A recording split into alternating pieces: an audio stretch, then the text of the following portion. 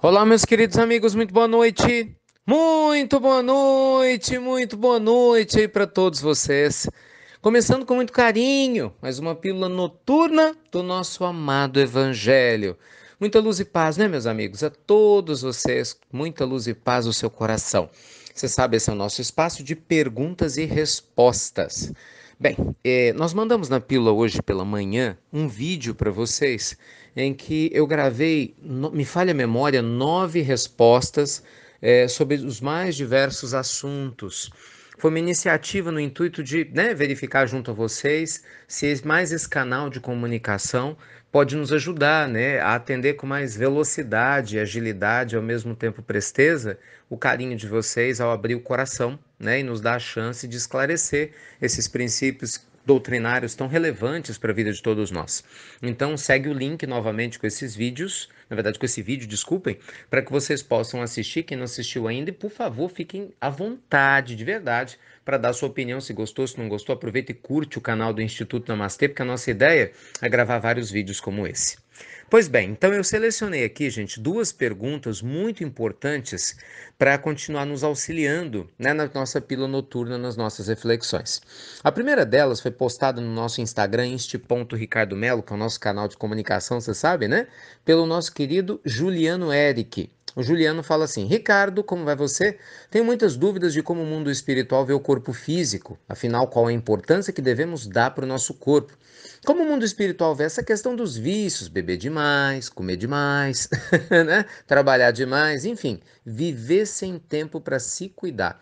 Ele conta que tem parentes ótimos de coração, pessoas batalhadoras, mas vivem no vício da bebida, né? Apesar de não fazerem mal a ninguém, também não se ajudam, né? Como é que isso funciona? Qual que é o problema que isso pode causar? Juliano, todos nós, meus amigos, estamos aqui para evoluir. E é claro que cada um responde, né, perante as leis divinas de acordo com os recursos que traz para essa existência e o nível de consciência que tem. É claro que, graças a Deus, o fato dos seus parentes ou qualquer um de nós já não fazer o mal a quem quer que seja já é uma grande vantagem perante a lei divina. Isso sem sombra de dúvida, né? O fato de qualquer um de nós já respeitar, no mínimo, né, o direito de um outro ser humano, e esperamos que também dos animais, da natureza, né, fazermos a nossa parte, ou pelo menos a gente tentar fazer a nossa parte para respeitar quem está do lado de fora de nós, já mostra um progresso moral considerável. Entretanto, isso não significa que nós não temos responsabilidade sobre o nosso autoaperfeiçoamento, inclusive moral no sentido mais amplo da expressão e também cuidando do nosso corpo físico. Gente, é muito importante lembrar que o nosso corpo é o templo sagrado que o nosso espírito necessita para passar pela existência física, né? É como um aluno que precisa se matricular na escola. Como você taxaria um aluno, né? Imaginaria um aluno que depredasse a sua própria escola, mesmo que ele fosse estudioso? Hum? Como que você acharia esse aluno? Será que o fato dele ser estudioso e tirar nota boa dá direito a ele de quebrar a carteira, né, pichar o banheiro, maltratar a escola? Certamente que não, não é assim? Então é a mesma coisa com o corpo físico, né? Mesma lógica, a ideia é a mesma. Então todos nós somos responsáveis por cuidar do nosso corpo com carinho, para que a gente possa devolvê-lo, né, à matéria, ao mundo material no momento do desencarne, no estado espiritual muito melhor do que a gente recebeu. Mesmo que ele naturalmente esteja desgastado pelo uso, pelo tempo, mas a energia de gratidão, de cuidado e de carinho para aquele que se cuida, né, que procura ter cuidados consigo mesmo, procurando se libertar de vícios, né, trabalhando o seu corpo na medida do possível, respeitando as necessidades orgânicas, claro que vai entregar um corpo muito melhor do que naturalmente o recebeu, né, do ponto de vista energético, do ponto de vista espiritual. Então lembre-se, vamos cuidar dessa nossa escola maravilhosa, porque é através dela que a gente está estudando e crescendo espiritualmente. Não é isso? Gente, dando seguimento aqui, nós temos uma outra pergunta extremamente interessante também aqui para as nossas reflexões. É a pergunta feita pela Jaciáurea Pereira. Isso mesmo, Jaciáurea Pereira. Ela fala assim: Ricardo, me conta uma coisa, é errado não ter ambições? As pessoas ao meu redor vivem me criticando por eu ser feliz com o que eu tenho. Ah, e ainda tem detalhe, elas dizem que eu deveria buscar mais para ajudar mais. O que que eu faço se eu não tenho apego material? Interessante, gente, essa colocação da Jaciáulia, porque é claro, né, minha querida, num primeiro momento, assim, quando eu não conheço, claro, a sua realidade, o detalhe, com profundidade, né, de todo o seu contexto de vida. Então, minha resposta, como sempre, é no caráter mais amplo.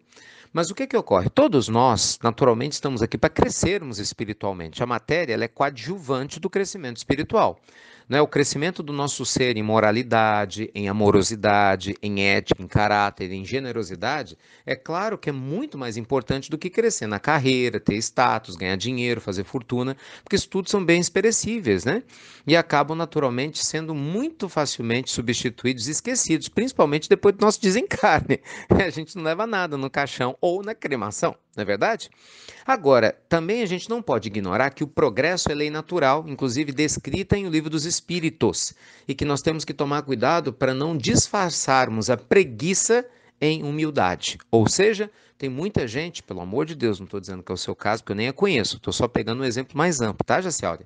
Mas tem muita gente que se mostra como sendo uma pessoa desapegada e, na verdade, é preguiçosa. É alguém que não quer estudar, que não quer aprender, que não quer se comprometer com o seu progresso interior. E aí sim você começa a ter um problema perante a lei divina. Porque Jesus é claro na parábola dos talentos, né? Se Deus nos dá um talento, nós temos que cuidar dele, multiplicá-lo e não enterrá-lo. Né? Lembra-se da parábola dos talentos? Porque senão a gente retorna para o mundo espiritual como um espírito meio que falido. Né? A gente podia ter utilizado um talento da inteligência para beneficiar outras pessoas, mas de repente a gente utilizou só para se beneficiar. Às vezes você tem um corpo físico saudável, não tem nenhum tipo de enfermidade, podia usar essa energia para, né, ajudar tantas pessoas, mas fica só restrita a si mesmo. E assim por diante. Então talvez, Jaciauro, interessante, como sempre na vida, seria buscar o equilíbrio, né?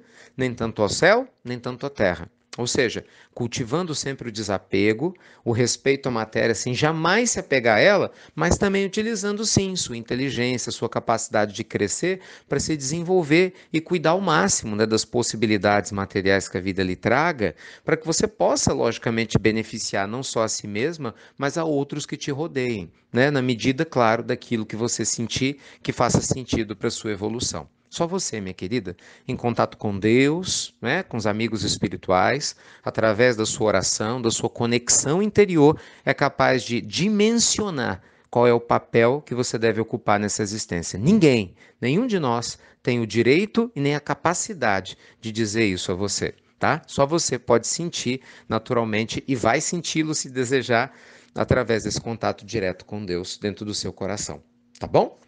Meus amigos, luz e paz então a todos vocês. Ai, que coisa boa, a gente está aqui em Niterói. Para quem não sabe, Niterói, o Grande Rio, é um local histórico para o Espiritismo, né, em sua grande história no Brasil. Né, aqui o Evangelho começou a ser difundido lá nos idos do século XIX, grandes companheiros espíritos, os quais Dr. Bezerra de Menezes, quando encarnado, trabalhou de maneira intensa. É uma emoção grande, né, poder estar em casas que o Dr. Bezerra ajudou a fundar, trabalhou, e tantos outros trabalhadores do Evangelho. Dona Ivone do Amaral Pereira, outra média extraordinária, falamos dela na Pílula da Manhã, né?